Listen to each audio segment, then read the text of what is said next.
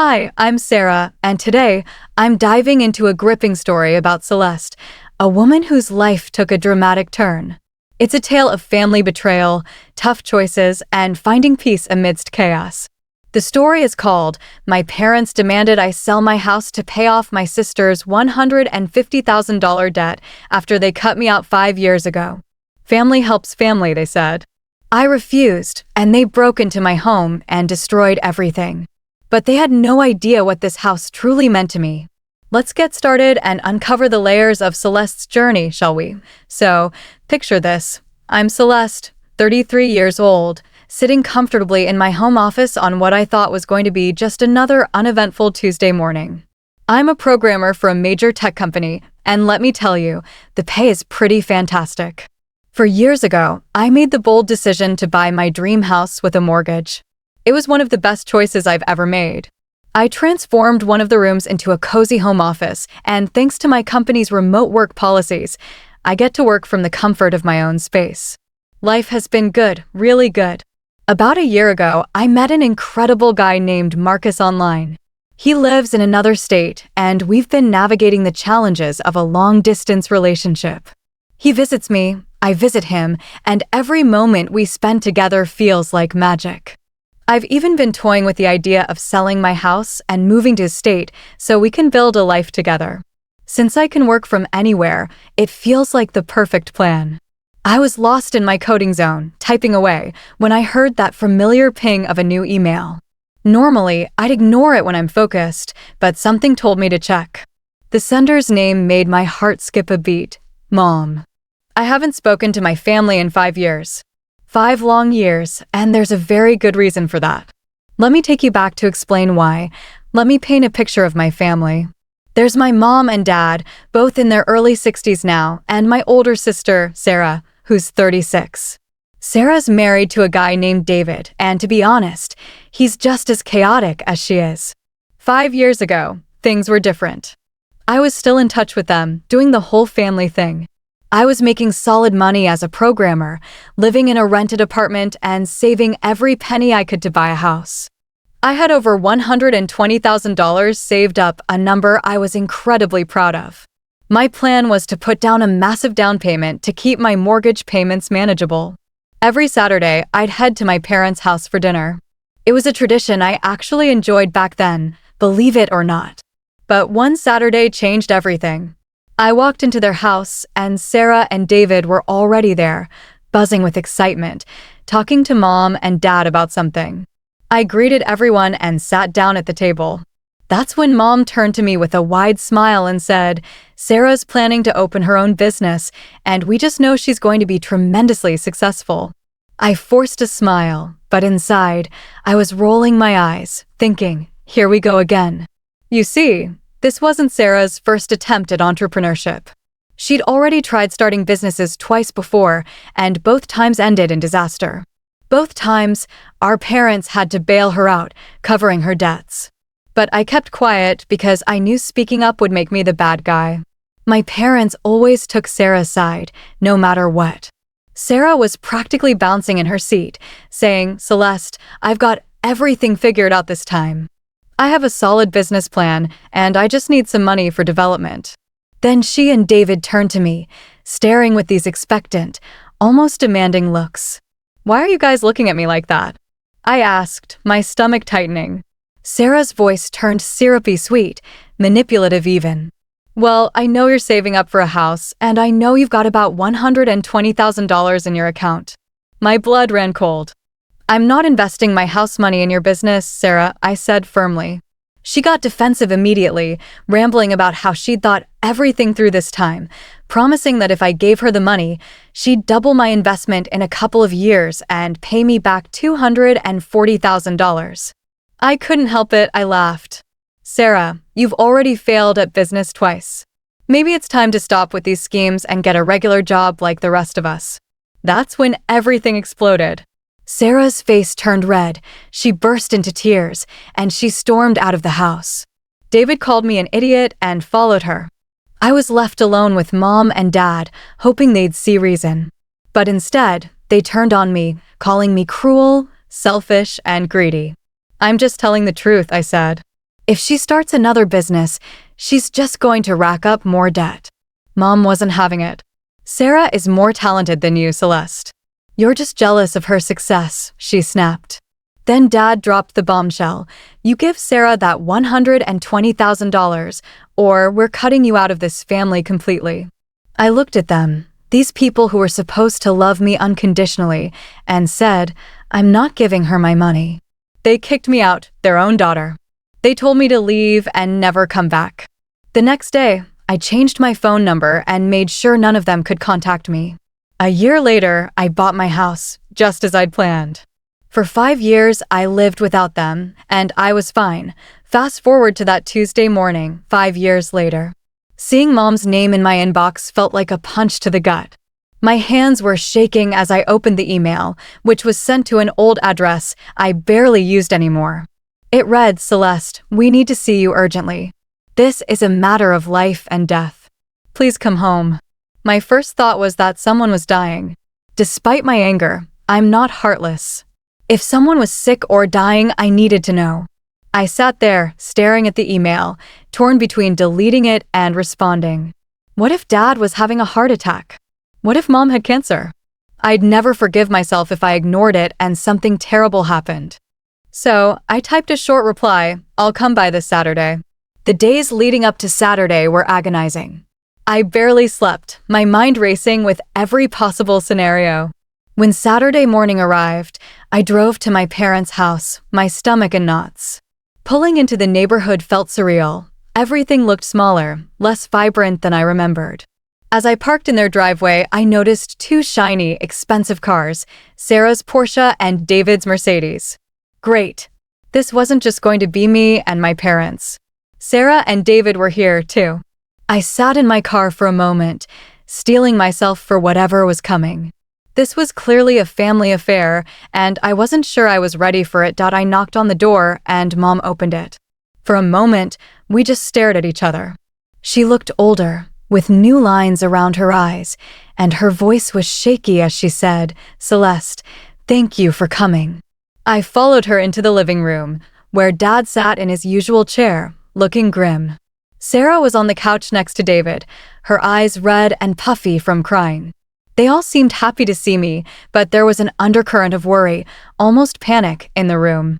I stayed standing, not wanting to get too comfortable. Okay, I said. What's going on? Your email said this was life and death. Mom sat down, tears welling up. It's about Sarah. She's in serious trouble. I glanced at my sister, who couldn't meet my eyes. David, holding her hand, looked scared. What kind of trouble? I asked. Dad cleared his throat. Her business went under 3 months ago. She owes a lot of money to the bank, and they took her house. I felt a strange mix of sadness and vindication. Losing a home is awful, but part of me couldn't help thinking, I told you so. Still, I kept that to myself. I'm sorry to hear that, I said. But what does this have to do with me? Mom wiped her eyes. That's not all. Even after losing the house, she still owes a lot of money to some very dangerous people. Sarah finally spoke, her voice barely a whisper. $150,000. I was stunned. Who do you owe $150,000 to? David answered, private investors. They're not the kind of people who accept, I'll pay you later, as an answer. Sarah added, sobbing, they've been calling, making threats. They know where we live now, our routines. We're scared, Celeste. I felt bad for them, I really did. But I still didn't understand why I was there. That's terrible, I said. But I still don't see what you want from me. Then Mom dropped the bombshell. We know you bought a house, a nice one. We think you should sell it and help Sarah pay off these debts. I stared at her, dumbfounded. Are you out of your mind? You're young, she continued. You can earn another house. Sarah and David could be seriously hurt if they don't pay this money back. I looked around the room, incredulous. Let me get this straight. You kicked me out of the family 5 years ago because I wouldn't give Sarah money for her business. Now that business has failed spectacularly, she's in debt to some scary people, and you want me to sell my house to bail her out. Dad chimed in, family helps family, Celeste. I laughed, but it was bitter. You told me I wasn't family anymore. Remember? You cut me off completely. Sarah sobbed harder. I know we messed up before, but this is different. These people aren't just going to take us to court, they're going to hurt us. Then maybe you should have thought about that before borrowing money from loan sharks, I shot back. David got angry. You have no idea what kind of pressure we're under. You're right, I don't, I said. But I saw 2 very expensive cars in the driveway. Maybe start by selling those to pay off some of the debt. We need those cars for work, Sarah snapped. You need them more than you need to be safe from dangerous creditors? I asked. Mom stood up, getting in my face. This house you bought, if you sold it, you could pay off Sarah's debts and still have money for a nice apartment. I was furious now. Mom, I worked my ass off for that house. I saved every penny for years. I'm not selling it to fix Sarah's mess. Dad said she's your sister. She's also a grown woman who made her own choices, bad choices, apparently. Sarah jumped up. You're supposed to help me. You're supposed to care about what happens to me. Where was this family loyalty 5 years ago when you all told me to get lost? I countered. Mom tried again. That was different. How was it different? I asked. You didn't want to help me keep my money then, and I don't want to help you with your money problems now. The room fell silent. They stared at me like I was the villain. I'm not doing this, I said. Sarah got herself into this mess, and she can get herself out. If you want to help her so badly, sell your house and give her the money. Mom gasped like I'd slapped her. This is the only house we have. We're old, Celeste. We can't just start over like you can. Then I guess you understand how I feel about my house, I replied. I started walking toward the door. Sarah called after me, You're making a huge mistake. These people don't mess around. I turned back. Neither do I. I left them sitting there, drove home, and blocked Mom's email address. I was done with their drama. For about a week, things were peaceful. I didn't hear from them, and I started to think they'd finally gotten the message that I wasn't their family ATM. Marcus called me every day, and I told him everything. He was incredibly supportive, saying, You did the right thing. They can't just show up after 5 years and demand you fix their problems. I was feeling good about my decision. Sure, I felt a pang of guilt about Sarah's situation, but it wasn't my fault or my responsibility. I had my own life to focus on. Then, one Tuesday morning, everything changed. I was in my kitchen, making coffee, when I heard a car door slam outside. I looked out the window and nearly dropped my mug. Mom and Dad were walking up my driveway. How the hell did they find my address? I opened the door before they could knock, furious. What are you doing here? How did you even get my address? Mom looked smug. Sarah hired a private investigator. We needed to talk to you face to face since you blocked my email. A private investigator? I couldn't believe it. Are you serious right now? Dad was looking around my house, his eyes calculating, probably estimating its worth. This is a nice place, he said. Get off my property, I snapped. But Mom pushed past me, walking into my house like she owned it. Dad followed. I was so shocked by their audacity that I froze for a moment. Don't make yourselves comfortable, I said. You're not staying. Mom was wandering around my living room, touching my things, examining everything. If you sold this house, you could easily pay off Sarah's debt and still have plenty for a smaller place, maybe a nice apartment. I already told you I'm not selling my house, I said, my voice shaking with anger. Dad spread his arms. Look at all this space. It's just you living here. You don't need all this room. What I need is none of your business, I shot back. Mom turned to me, tears in her eyes again. Sarah is really scared, Celeste. These men called her yesterday. They know where she and David are staying now. They said if they don't get their money by the end of the month, something bad will happen. Then maybe Sarah should go to the police, I said. Dad shook his head. The police can't help with this. These aren't the kind of people who care about restraining orders. I was beyond frustrated. That's still not my problem. You both need to leave now. We're not leaving until you agree to help your sister, Mom said, crossing her arms. I pulled out my phone. Then I'm calling the police. Dad grabbed my arm. Don't be ridiculous. I shook him off. Let go of me. I'm calling them right now if you don't get out of my house. They could tell I was serious. Mom started crying harder. Fine, but this isn't over, Celeste. If something happens to Sarah, it's on your head. And if something happens to my financial security because I bail out her bad decisions, that's on my head, too, I said. At least this way. Only the person who made the mess deals with the consequences. Dad pointed at me. You're going to regret this. Family is supposed to stick together. You didn't think that 5 years ago, I replied. They finally left, but not before Dad muttered some vague threat about me facing consequences for abandoning my family. I locked the door behind them, my heart pounding. That encounter shook me. I didn't trust my family not to escalate things further. I immediately called the realtor I'd been speaking with about possibly selling my house to move closer to Marcus. Hey, it's Celeste, I said. Remember we talked about putting my house on the market? I need to sell it as fast as possible. I'm willing to take a 5% discount if that helps move things along. The realtor was surprised but excited. That's interesting timing. I have a buyer who's been looking in your area. With that discount, I think he'd be very interested. Let me make some calls. 3 days later, he called back with an offer. It was lower than I'd hoped, but fair for a quick sale with a discount. I accepted immediately. Marcus was confused when I told him, so I explained how my parents showed up uninvited. I don't trust them, Marcus. I think they'll keep harassing me, maybe even do something crazy. I'd rather sell the house and get the money somewhere safe where they can't touch it. He nodded. That's probably smart. And hey, this means you can come stay with me sooner than we planned. That made me smile for the first time in days. Are you okay with me staying at your place while I look for a new house in your area? I asked. Are you kidding? He said. I've been hoping you'd move here. This just speeds up the timeline. The closing happened fast. Within a week, the paperwork was done and the house was sold. Marcus drove out to help me pack and move everything to his place. As we loaded the last boxes into the moving truck, I looked back at my house one last time. I'd been happy there, worked hard for it, but I felt good about my decision. I was starting a new chapter with Marcus, and my family couldn't use my house as leverage anymore. You okay?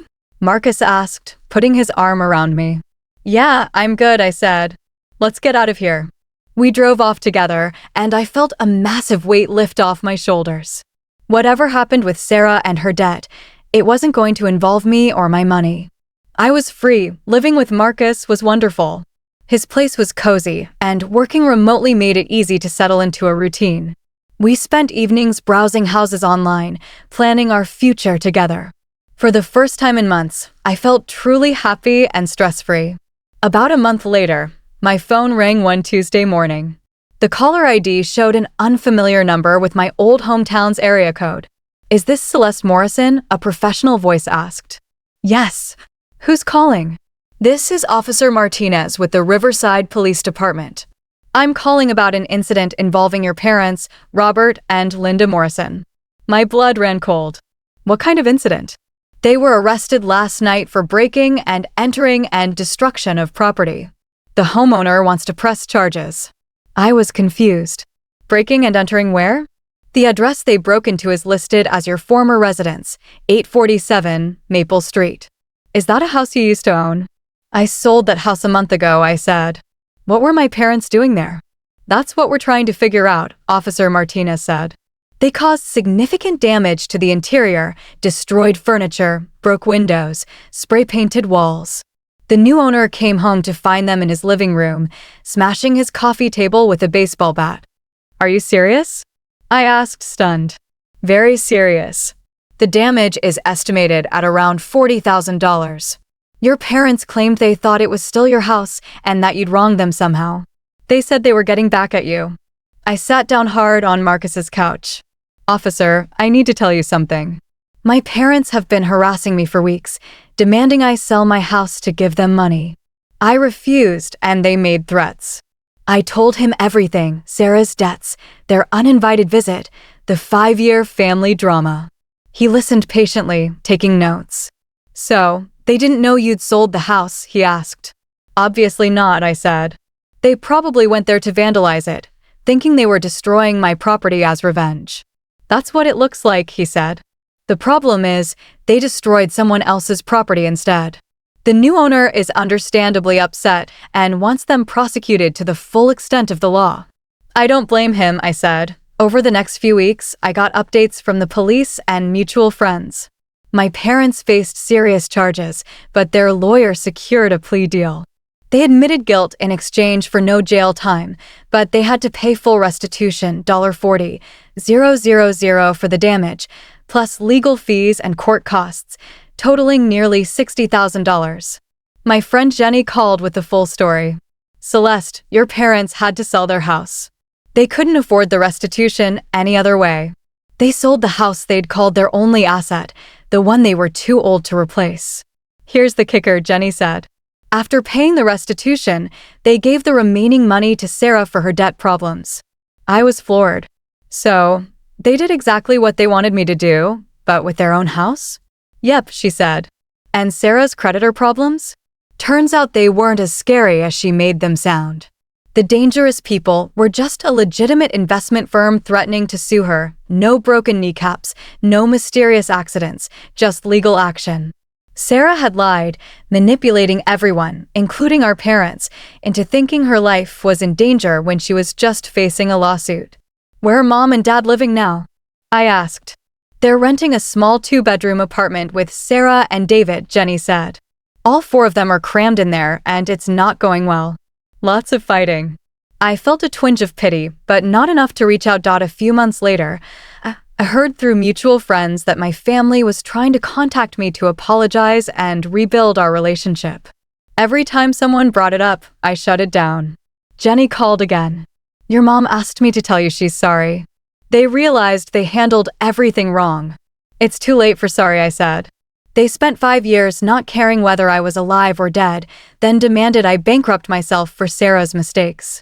Then they committed crimes because I wouldn't do what they wanted. I'm done. But they're family, Celeste, Jenny said. No, they're not, I replied. Family doesn't abandon you for 5 years and then show up demanding money. Family doesn't hire private investigators to stalk you. Family doesn't break into houses with baseball bats. Marcus, who'd been listening, took my hand when I hung up. You okay? He asked. I'm perfect, actually, I said. We found a house we both love, I'm doing great at work, and I don't have to deal with their drama anymore. He smiled. Speaking of the house we love, I was thinking something bigger than an offer. He got down on one knee, right there in his living room, and pulled out a ring box. Celeste, will you marry me? We can buy that house together and start our real life. I started crying happy tears. Yes, absolutely yes. We got engaged that day and put an offer on the house that weekend. Our offer was accepted, and we're planning to get married next year. Sometimes, I think about my family and wonder if I made the right choice cutting them off completely. Then I remember how peaceful my life has been without their constant drama and manipulation, and I know I did. Sarah created her own problems with bad business decisions. Mom and Dad chose to enable her instead of letting her face the consequences. They chose to harass me and commit crimes when I wouldn't comply. I chose to build a life with someone who loves and supports me. I chose to protect my financial security and peace of mind. I chose to surround myself with people who don't manipulate or threaten me. I think I chose better. Marcus and I are planning our wedding, talking about maybe having kids someday. My career is thriving, I even got a promotion. I'm happy, really, genuinely happy. And none of that would have been possible if I'd let my family drag me back into their mess. So no, I don't regret cutting them off, not for a second. Please feel free to comment below if you liked this. Remember to like and subscribers for more.